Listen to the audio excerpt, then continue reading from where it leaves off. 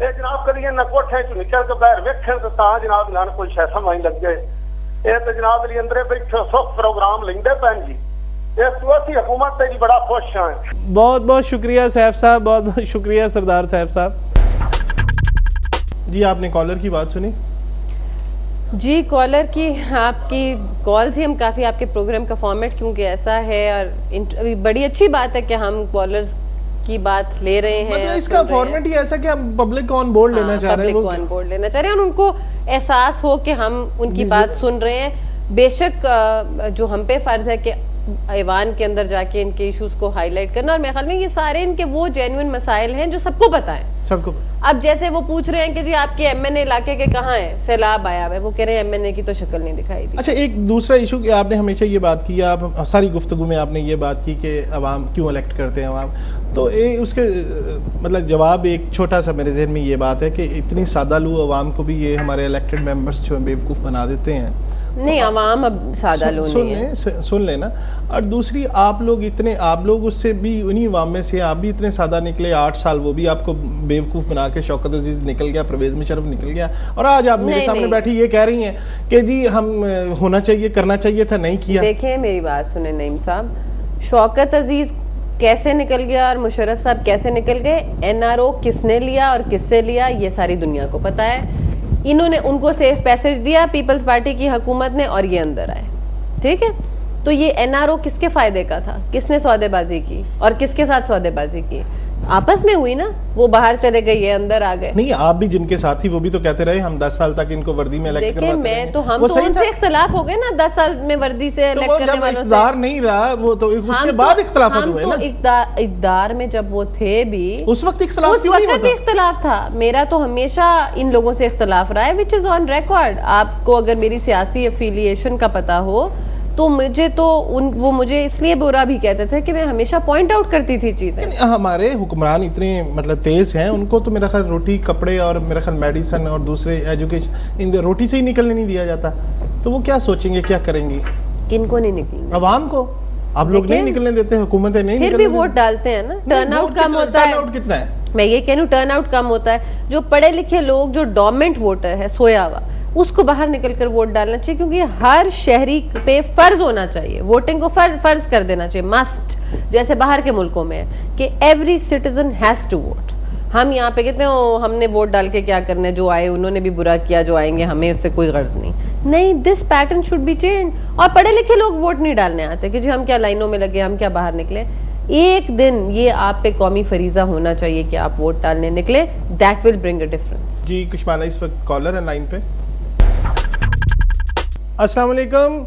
वालेकुम जी, कौन सा बात कर रहे हैं? भाई मोहम्मद बशीर बोल रहा हूँ। आप कौन साहब हैं? कहाँ कॉल किया आपने? बशीर साहब, नईम साकिब बात कर रहा हूँ, चैनल 5 से। तो बात करें।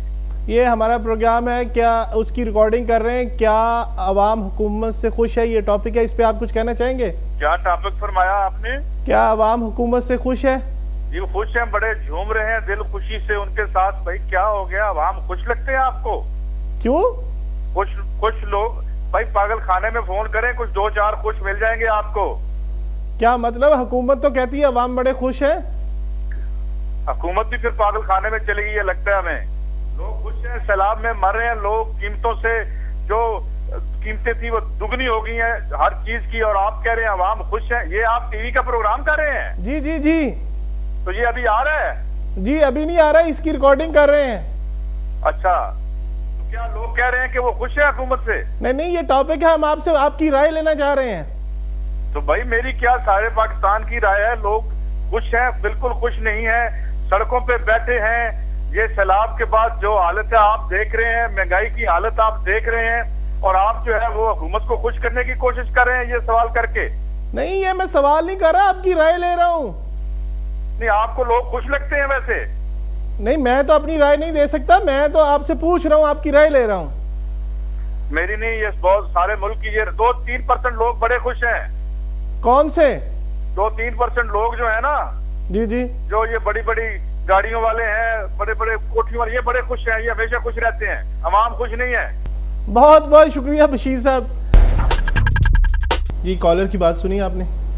जी, आपके कॉलर्स मेरा ख्याल में सारे एक वेवलेंथ पे इस वक्त बैठे हैं। ये कहना चाहिए कि इस मुल्क में इस वक्त एक ही फ़िज़ा है जो चल रही है, चाहे वो सिंध है, बलूचिस्तान है, लाहौर है या कहाँ पे है। तो हम लोगों के अंदर डिप्रेशन का माहौल और हुकूमत से तनकीद और उनके दिल बुरे और खफा हैं। तो मेरा ख्याल में वो सब बजा कह रहे हैं और हमें हम सब हुकूमत की तरफ ही देखते हैं। ऑपोजिशन का रोल अदा नहीं कर रही, हुकूमत अपना काम परफॉर्म नहीं कर रही, एक नॉन सीरियस एटीट्यूड है और उनको भी पता है कि उनके पास वो दिन गिन रहे हैं कि हम जितनी जेबें भर सकते हैं और यहाँ से अपना जितना फ़ायदा उठा सकते हैं उठाएं, लेकिन अवाम की दाद रसी कोई नहीं कर रहा। यहाँ पे हमारे मुल्क में प्रॉब्लम सबसे बड़ा ये है कि जो इलेक्शन में आता है वो सिर्फ पैसे वाला बंदा आता है। गरीब आदमी सोच सकता है एक इलेक्शन पे कितने पैसे लगते हैं, देखिए उसके लिए 4 से 5 करोड़। तो एक आदमी शहरी इलेक्शन का मैं आपको बता रही हूँ, मुझे रूरल का इतना आइडिया नहीं है। लेकिन जो इलेक्शन कमीशन है, फिर निज़ाम हुकूमत पे आ जाता है कि इन्होंने शोर मचाया, पहले इलेक्शन कमिश्नर हमारी मर्जी का लगाएं, फलां करें, ऑपोजिशन को कंसल्ट करें। भैया इलेक्शन कमीशन को स्ट्रेंथन करें कि वो चेक करें कि आप कितना खर्चा कर रहे हैं। इतने पोस्टर्स, बैनर्स, पैनाफ्लेक्स आपने किस तरह लगा लिए। आपको अगर हम 10 लाख का बजट दे रहे हैं तो आपने तो यहाँ पे 10 करोड़ खर्च किया हुआ है, आप डिस्क्वालिफाइड। ये ऐसे लोग एम्पावर कर सकते हैं इलेक्शन कमीशन को या किसी भी अदारे को जो खुद जालसाज हों, जो खुद जालसाजी के जरिए आए हों, वो एम्पावर करेंगे। जहाँ बुरे लोग हैं वहाँ अच्छे भी हैं। अच्छे क्या देखिए, एक मिनट, क्या ये अच्छे लोगों की निशानी होती है? मेरी बात सुनिए ना, जवाब तो दे दूं आपकी बात का। आप ये कह रहे हैं कि जालसाज सारे लोग हैं। अगर आप जाली डिग्रियों वाले लोग, मैं सारों को नहीं कह रहा, जो है मैं उनकी बात है, तो वो 10% भी नहीं बनते। आप प्रोविंशियल असेंबलीज भी काउंट कर लें और नेशनल असेंबली और सेनेट भी काउंट कर लें, तो जितने लोग डिस्क्वालीफाई हो रहे हैं जाली डिग्री वाले हैं वो 10% हैं, 10 से ज्यादा नहीं। इससे अवाम को क्या मैसेज आता है? प्रेसिडेंट क्या सेट करते हैं? बात तो सुनिए ना। तो आप जिस तरह पोर्ट्रे कर रहे हैं, तो बाकी 90% जो लोग ऐवानों में बैठे हुए हैं वो जालसाजी से नहीं आए, ठीक है। उसके अलावा अगर आप चेक करना शुरू करें बाकी इदारे, डॉक्टर्स की डिग्रीज, वकीलों की डिग्रीज, जर्नलिस्ट की डिग्रीज, सबकी डिग्रीज चेक करें, जिस जिस जगह ब्यूरोक्रेट्स बैठे हैं, एक वैसे ही नहीं तो ट्रांसपेरेंट एक सिस्टम होना चाहिए। तो देखिए 10% से ज्यादा उनमें भी निकल आएंगे जाली लोग, ठीक है।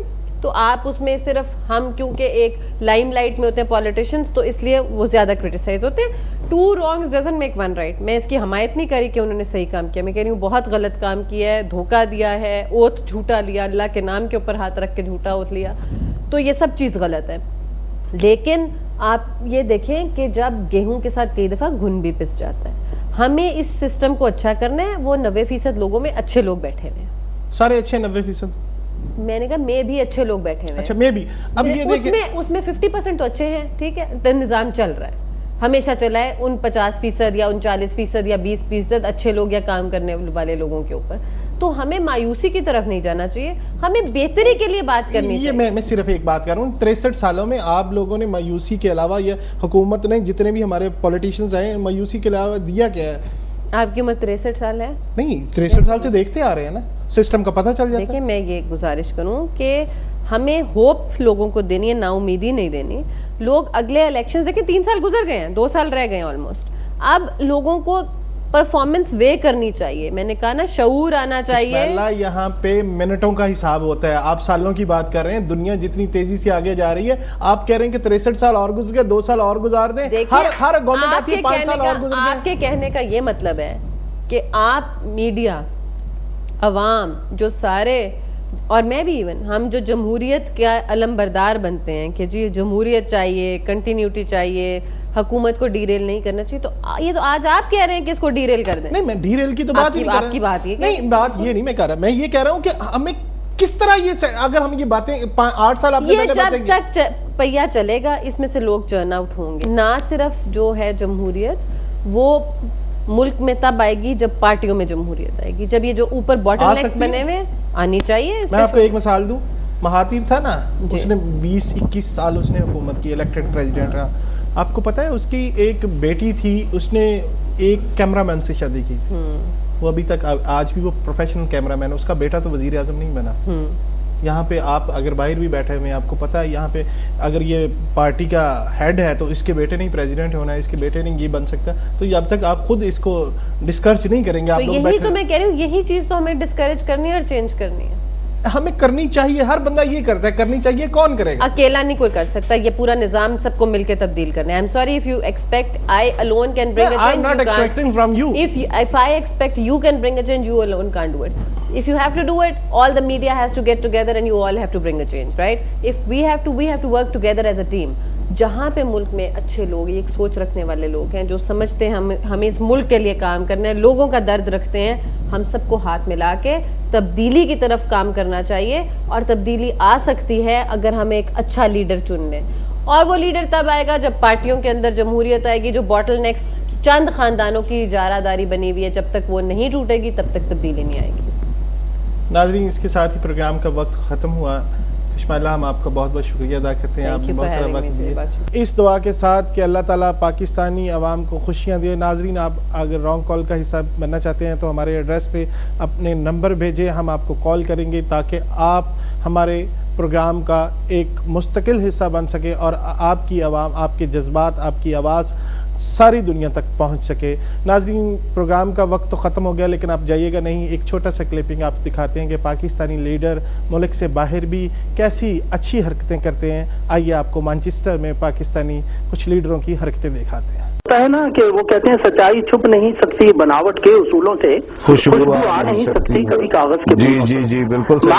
यही तो मैं रह रहा हूँ कि सरकारी साहब को ये बात शराब पी के पता नहीं लोग क्या ख्वाजा साहब आप बात कर रहे हैं, तमीज होनी चाहिए।